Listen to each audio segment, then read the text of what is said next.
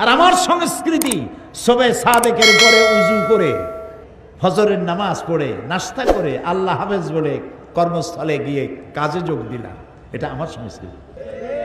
একজন হিন্দু মারা গেলে পরে তার অন্ত্যেষ্টিক্রিয়া হয়, তাকে দাহ করা হয়, পুড়িয়ে ভস্ম করা হয়, এটা তার সংস্কৃতি।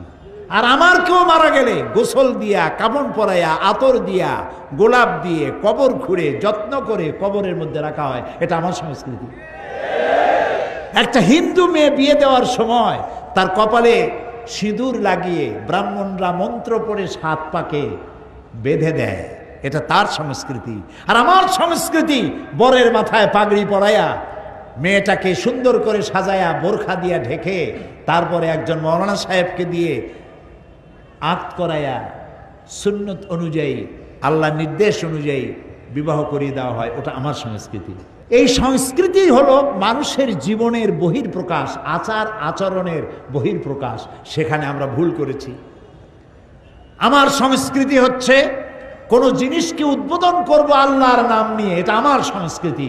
অন্যদের সংস্কৃতি হচ্ছে কোনো জিনিসকে উদ্বোধন করার জন্য মঙ্গল প্রদীপ জ্বালানো, উল্কি আঁকা, রাখি বন্ধন বাঁধা, এগুলি ওর সংস্কৃতি। এই সংস্কৃতির সাথে আমার কোনো সম্পর্ক নাই। সুতরাং সাংস্কৃতিক দিক থেকে আপনার সন্তান, আপনার ছেলে, আপনার মেয়ে কোথায় চলে গেছে আপনি খোঁজও রাখেন না। তাহাজ্জুদ আপনি পড়েন ঠিকই, ফজরের নামাজও জামাতে গিয়ে পড়েন ঠিকই, আলেম ওলামাদেরকেও সম্মান করেন ঠিকই, কিন্তু আপনার ঘরে যে আগুন লেগেছে আপনি টের পান নাই। ইস ঘর কো আগ লাগি হ্যায় ইস ঘর কি চেরাগ সে, এ ঘরে আগুন লাগছে এই ঘরের চেরাগ দিয়ে, বাইরের থেকে আগুন আসে নাই। আপনি সাবধান হন নাই, এই জন্য আপনার ছেলে আপনার মেয়ে নষ্ট হয়ে গেছে, আপনি টের পান নাই। আপনার অজান্তেই সব শেষ হয়ে গেছে। আপনার মোবাইল টেলিফোন দিয়ে আপনার মেয়েটা শেষ হয়ে গেছে। অবিবাহিতা এ মেয়েটি, তার হাতে আপনি মোবাইল ধরিয়ে দিয়েছেন, মোবাইলের কোনো দোষ না, কিন্তু আপনাকে কন্ট্রোল করা দরকার ছিল কোন বয়স পর্যন্ত হলে পরে, কি পরিমাণ বিশ্বাসযোগ্যতা থাকলে পরে এটা দেওয়া যায়। এবং এই মোবাইল দিয়ে কিভাবে সর্বনাশ হচ্ছে, মোবাইল টেলিফোনে। সেদিন এক ইমাম বক্তৃতা করতেছিল মসজিদে, যে মোবাইল টেলিফোনে একটা যুবক ছেলে, সে বিবাহ করে নাই, তো তার সাথে একটা মেয়ে টেলিফোনে কথাবার্তা বলছে, সে টেলিফোনের ডাকও ভিন্ন কায়দার। ওই ইমাম সাহেব খুতবায় বললেন, সে ডাকটা ছিল হ্যালো।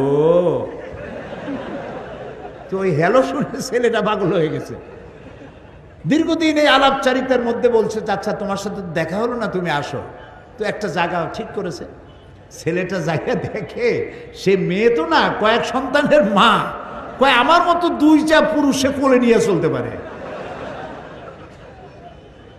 এই যে সর্বনাশটা হলো মোবাইলের দ্বারা, ছেলে নষ্ট হলো, মেয়ে নষ্ট হলো। আমি কিন্তু আপনাদেরকে হাসির খোরাক দিচ্ছি না, ওয়াল্লাহি আমি আপনাকে বোঝার জন্য বলছি।